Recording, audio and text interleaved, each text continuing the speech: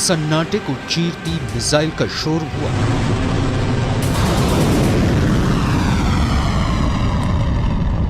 आवाज से 5 गुना रफ्तार वाली मिसाइलें लॉन्च होने लगी और फिर जमीन पर जोरदार धमाका होता है, इतना जोरदार कि जलजला आ जाता है। आग की लपटों के साथ जमीन का जर्रा जर्रा बिखर जाता है। धुएं का गुबार पूरे आसमान में छा जाता है। लगभग 50 सेकंड के इस वीडियो क्लिप से दुश्मन का कलेजा कांप उठा।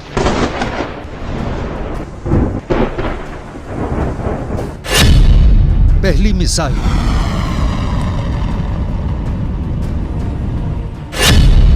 दूसरी मिसाइल,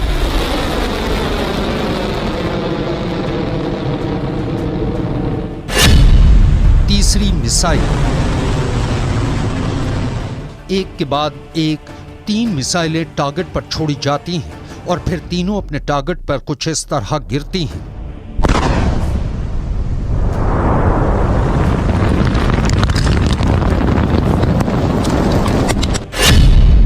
धमाका नंबर 1,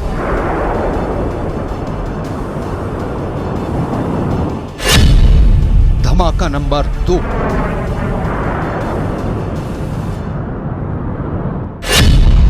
धमाका नंबर 3,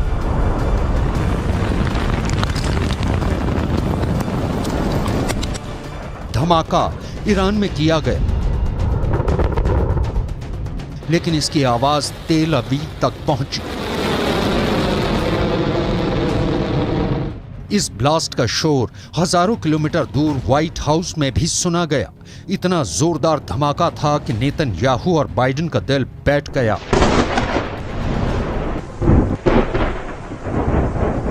ईरान की पहली हाइपरसोनिक मिसाइल वार और पलटवार के लिए तैयार है। इस घातक हथियार की रेंज, इसकी रफ्तार, सब कुछ बहुत बड़ा सीक्रेट है जिसे ईरान अब दुनिया को बताना चाहता है। ईरान की ऐसी मिसाइल का पोस्टर 1 साल पहले छप गया था। तेहरान की सड़कों पर चप्पे चप्पे में पोस्टर लगाया गया। पोस्टर में मिसाइल की फोटो, साथ में टारगेट का नाम फारसी और हिब्रू में पोस्टर में लिखा था। 400 सेकंड में टारगेट तेल अवीव ध्वस्त। यह है ईरान की फतह 2 मिसाइल। रेंज 1.5 से 2000 किलोमीटर, यानी ईरान से इजराइल तक यह हमला करेगी और इसे रोकना नामुमकिन होगा।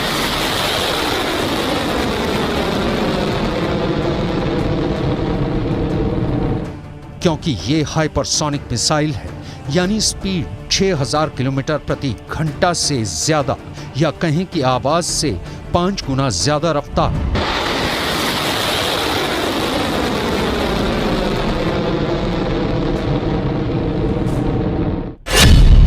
फतह का फारसी में मतलब होता है विजेता, और ईरान इसी नाम के जरिए नेतन्याहू को एक संदेश देना चाहता है।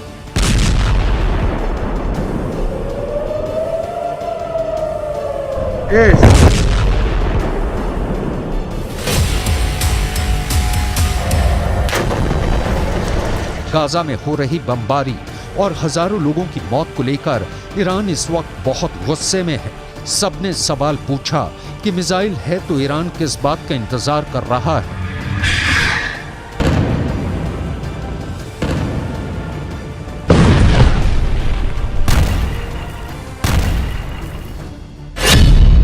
ये बात साफ है कि फतह का टारगेट इजराइल है। पिछले साल नवंबर में ईरान की इस्लामिक रिवॉल्यूशनरी गार्ड कोर यानी IRGC ने दावा किया था कि उसने एक ऐसी हाइपरसोनिक मिसाइल बनाई है जो महज 7 मिनट के अंदर इजराइल को तबाह कर सकती है। यानी इजराइल को सिर्फ 400 सेकंड में बर्बाद करने का दावा किया गया, और अब फतह 2 सबके सामने है। هستیم در فاصله 1400 کیلومتری هر هدفی رو که اراده بکنیم به حول قوه الهی دقیق اون رو مورد اصابت قرار بدیم. تخيفنا ولم تخفنا في الله أكبر الله جندل.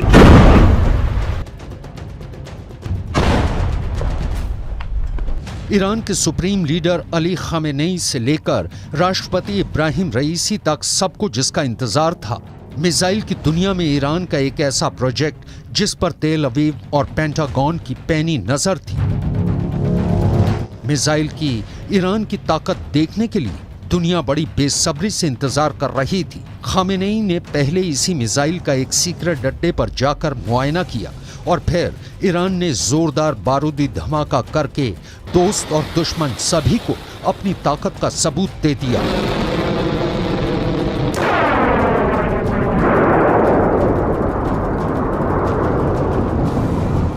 ईरान की पहली हाइपरसोनिक मिसाइल बनाने की सुगबुगाहट पिछले एक साल से हो रही थी।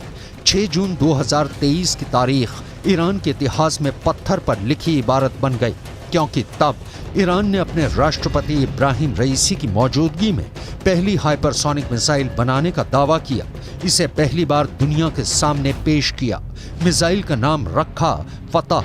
ये नाम ईरान के सुप्रीम लीडर अली खामेनेई ने दिया है। रईस जमहूर आमरीका, सदर आज़म आलمان، رئیس جمهور فرانسه، نخست وزیر انگلیس، اینا دارن از یه چنین موجودی، از یه چنین هویتی دارن دفاع میکنن و بهش کمک دارن میکنن. این معناش چیه؟ معناش این است که مسئله تبعیض نژادی که امروز یکی از مسائل مهم دنیاست. ईरान ने पश्चिम एशिया में अपने मोहरों से इजराइल की घेराबंदी की हुई है। ईरान बार बार इजराइल को धमकाता रहता है। ईरान के रेवोल्यूशनरी गार्ड के डिप्टी कमांडर अली फदावी ने एक बड़ी धमकी दी। उन्होंने कहा कि ईरान की मिसाइल के टारगेट पर इजराइल का तीसरा बड़ा शहर हाइफा है, जिसे इजराइल का गेटवे भी कहा जाता है। इजराइल की अर्थव्यवस्था में हाइफा शहर का अहम योगदान है। यहाँ इजराइल का एक पोर्ट है जहाँ समुद्री रास्ते से आने जाने वाले सामान आते हैं।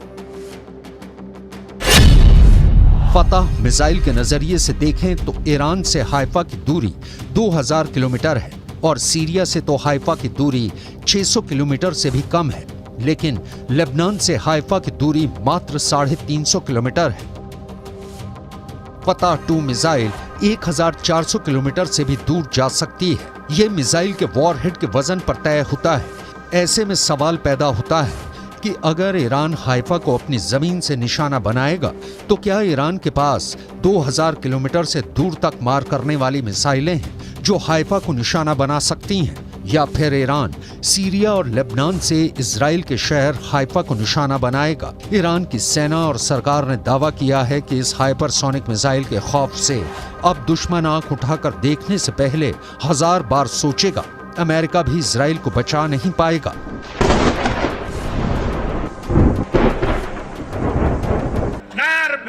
آمریکا و انگلیس و آلمان و فرانسه مشخصاً و بعضی دولت‌های منافق در کنار آنان، اینها یک شکست اخلاقی عظیم را در جهان تجربه کردند، اما آنها باید بدانند هیچ یک از این اقدامات مانعی نیست، عاملی نیست برای نجات صهیونیست‌ها.